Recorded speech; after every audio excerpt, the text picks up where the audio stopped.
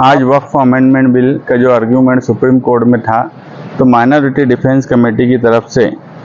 Writ petition civil 25/493/2025 दाखिल की गई है कन्वीनर आसिफ शेख की तरफ से। हमारा आने का मेन मकसद यहाँ था कि हम कुछ सीनियर काउंसिल से मिले, वक्फ के ताल्लुक से जिनको मालूमात हैं उनसे मिले। माइनॉरिटी डिफेंस कमेटी मालेगांव शहर की तरफ से ये चाहती है कि अगर कानूनी लड़ाई है तो वो भी लड़ी जाए, और इसी सिलसिले की अगली कड़ी यानी इससे आगे बढ़कर तो सुप्रीम कोर्ट का जो भी फैसला होगा, मगर मस्जिद, दरगाह, कब्रस्तान इन जैसे मामलात में कानूनी अड़चन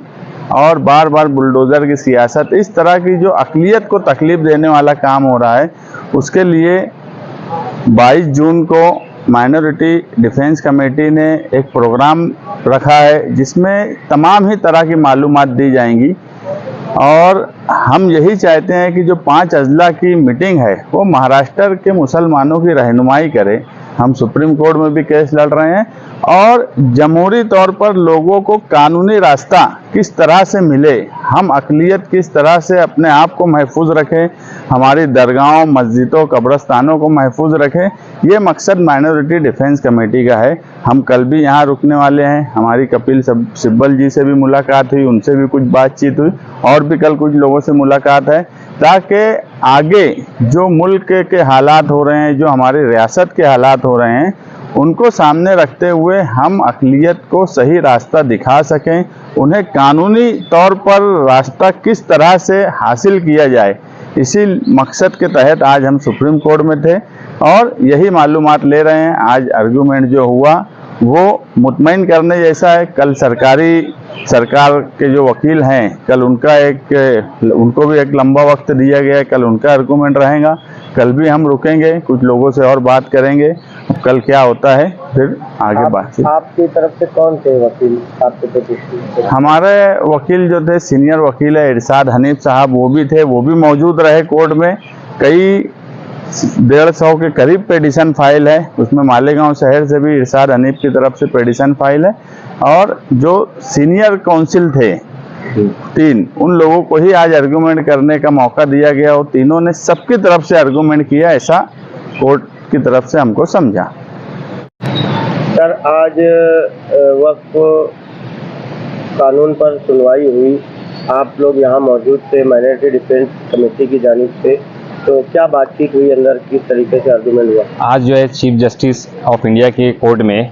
वक्फ अमेंडमेंट बिल 2025 के पिटिशनर्स के जो है वो पूरे आर्गूमेंट हो चुके हैं, और कोर्ट ने जो है कल जो है सामने वाली यानी सरकार के आर्गूमेंट के लिए टाइम फिक्स किया है।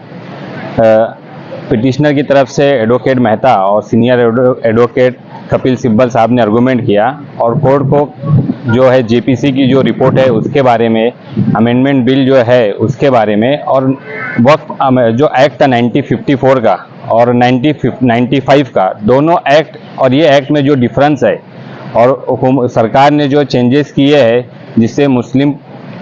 लोगों को क्या प्रॉब्लम हो रहे हैं और क्या मुस्लिम आबादी के साथ गलत किया जा रहा है उसके बारे में बताया। जैसे कि शॉर्ट में 54 एक्ट हो या 1955 एक्ट हो, अगर कोई रजिस्टर नहीं करता है वक्त पे, तो उसकी वजह से जो मुतवली रहता है उसको जो है सस्पेंड किया जाता है।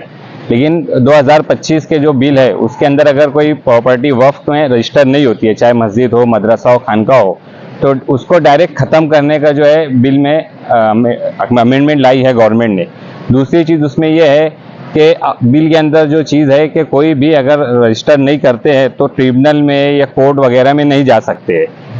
तो कपिल सिब्बल साहब ने बताया कि 54 में 95 एक्ट के तहत जो वक्फ बोर्ड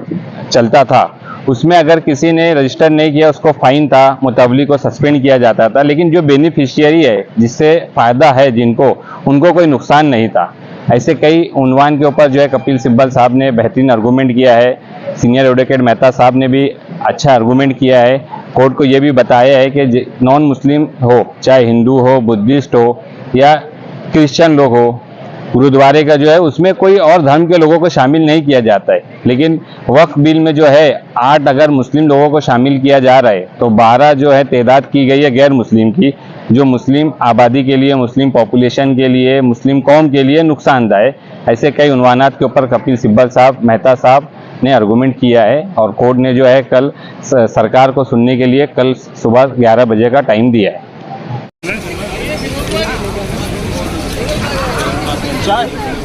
आइए साहब, चलिए वो डाल लें। क्या है